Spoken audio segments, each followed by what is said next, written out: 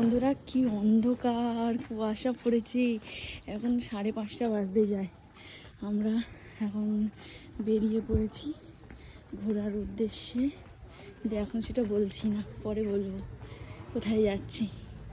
এখন অন্ধকার, আজকে পুরো কুয়াশা যা পড়েছে, প্রচুর কুয়াশা পড়েছে। অন্যদিন কত পরে এই টাইমে জানি না, কারণ এই টাইমে ওঠার অভ্যাস নেই এত সকাল সকাল। আজকে উঠেছি, উঠে দেখছি পুরো চারিদিক অন্ধকার। 8টা বাজতে যায়, 8টা বাজে, এখনো অবস্থা দেখো। প্রকৃতির অবস্থা খুব খারাপ, পুরো মেঘলা, চারিদিকে মেঘলা।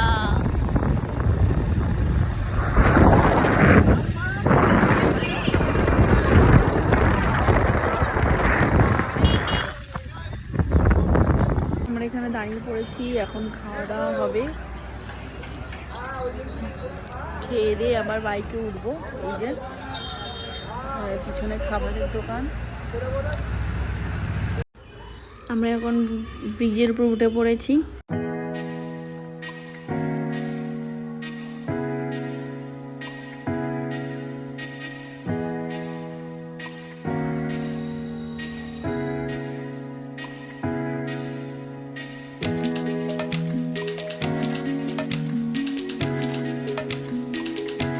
এবার আমরা সমুদ্র পার হব। পার করে ওঠার জন্য আগে বাইকগুলো তোলা হচ্ছে, কারণ আমরা বাইকে করে ওই পাড়ে গিয়ে আমাদের বাইকে করেই যেতে হবে, কারণ অনেকটা রাস্তা আমাদের যেতে হবে। ওখানে এখন গাড়ি পাবো কিনা আমরা এখন জানি না, আপাতত গিয়ে দেখা যাক।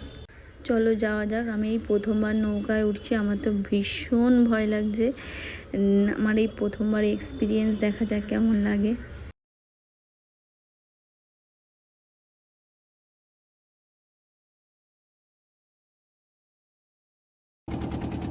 আরেকটা কথা বলি তোমাদের, নৌকো পার হওয়ার পরে ওখানে কিন্তু টোটো পাওয়া যায়, তোমরা টোটো করেও যেতে পারো। আমরা তো বাইক নিয়ে গিয়েছিলাম, সেই জন্য আমরা বাইকে করেই গিয়েছিলাম।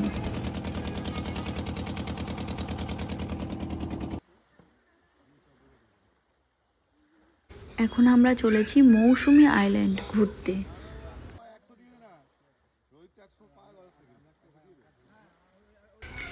এবার আমরা নৌকো থেকে নেমে পড়লাম। এদিকটা দেখো কেমন যেন লাগছে। একটা ইট বালি সিমেন্ট কেন পড়ে আছে এখানে। এখানে আসলে বাঁধ দেওয়ার জন্য। এখানে তো প্রতি বছর ঝড়ে পাহাড়গুলো ভেঙে যায়, সেই জন্য বাঁধ দেওয়ার জন্য ইট বালি সিমেন্ট আনা হয়েছে। তারপরে আমরা এগিয়ে চলেছি পুরো গ্রামের ভিতরে রাস্তা ধরে। আজ কি বলতো, আজ হচ্ছে সরস্বতী পুজো। দেখো, তোমাদের সাথে কথা বলতে বলতে আমি এখন রিসর্টে পৌঁছে গেছি। এমনকি রিসর্টে ব্যাগপত্র রেখে রেস্ট না নিয়েই তাড়াতাড়ি ঘুরতে চলে এসেছি সামনটায়। এখানে দেখো কীরকম লাগছে। সামনেই হচ্ছে সমুদ্র। আমরা এখন বসে বসে এখানে ফটো তুলছি। এখানে সবাই বসে হাওয়া খায়। নিচে এখানে ঘোরার জায়গা আছে, যখন ভাটা পড়ে যায় তখন এই মাচার নিচ দিয়ে একটা রাস্তা করা আছে, বাঁশেরই রাস্তা। ভাটা পড়লে ওই নিচ দিয়ে আমরা হেঁটে, বা আমরা কেন, যে কোনো টুরিস্টরা আসলে সেখানে তারা হেঁটে ঘুরতে পারে। দেখো চারিদিকটা শুধু বাঁশ দিয়ে ঘেরা আর মাচা করা আছে। এখানে তোমরা সন্ধেবেলা বা সকালবেলা সব সময় এখানে বসে থাকতে পারো। এখানে বক্সের ব্যবস্থা আছে, নাচ গান করার জন্য দোলনা আছে। আমার মেয়ে দেখো দোলনা চড়ছে, ও তো সারাদিন দোলনা চড়ছে। এসে থেকে এখনও খাওয়া দাওয়া করেনি, দোলনা চড়তে আরম্ভ করে দিয়েছে। এখানে টেন্টেরও ব্যবস্থা আছে, কিন্তু টেন্টটা ঠিক আমার কমফোর্টেবল মনে হলো না, সেই জন্য আমি রুম বুক করেছি। সেই রুমের মধ্যেই আমরা এখন থাকবো আজকে দিনটা থেকে। তারপরে আমরা কালকে ব্যাক করব সকালবেলা। 10টা চেক আউট আছে, তখন আমরা বেরোবো। এই দেখি আজকে সাইডের যেসব ব্যাকগ্রাউন্ড আছে আমরা ঘুরে ঘুরে একটু দেখছি সারাদিন।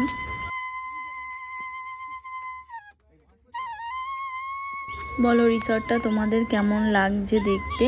এই মানুষটাকে দেখছো, এই মানুষটি নদীর পাড় ধরে বাঁশি বাজাতে বাজাতে হেঁটে যাচ্ছিল। তখন আমি দেখতে পেয়ে আমি বললাম যে আমরা সবাই মিলে ওনাকে বললাম যে আপনি একটু বাঁশি বাজিয়ে আমাদের একটু শোনান, আমাদের খুব ভালো লাগে। উনি রাজিও হয়ে গেলেন আমাদের শোনাবার জন্য।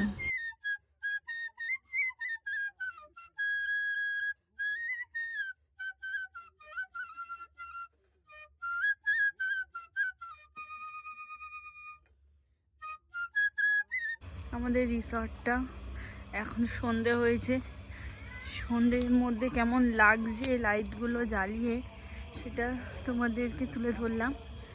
দেখো কেমন লাগছে রিসর্টটা।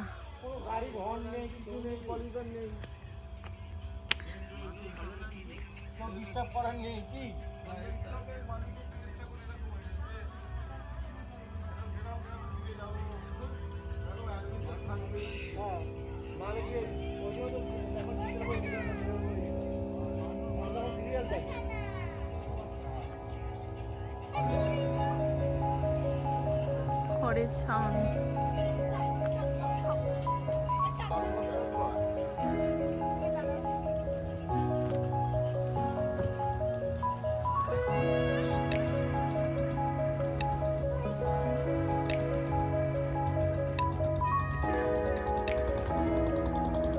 এখন চড়া পড়ে গেছে।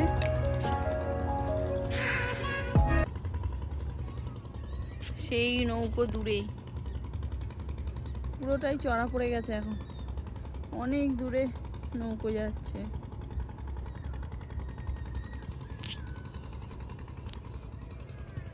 কি সুন্দর লাগছে রিসর্টটা। এবারে আমাদের সঙ্গে যেসব বন্ধুরা ছিল তাদের মধ্যে একজনের আজকে বার্থডে আছে, সেই জন্য আমার হাজবেন্ড আর আমার তরফ থেকে কেক কেটে সেলিব্রেট করা হলো তার বার্থডে সেলিব্রেট। ওখানে নাচ গান সবই হচ্ছে। আমরা রিসর্টে বলে দিয়েছিলাম যে আমাদের কেক লাগবে, তাই ওখানে অর্ডার দিতে ওরাই আমাদের এইসব অ্যারেঞ্জমেন্ট করে দিয়েছিল, কোনো অসুবিধা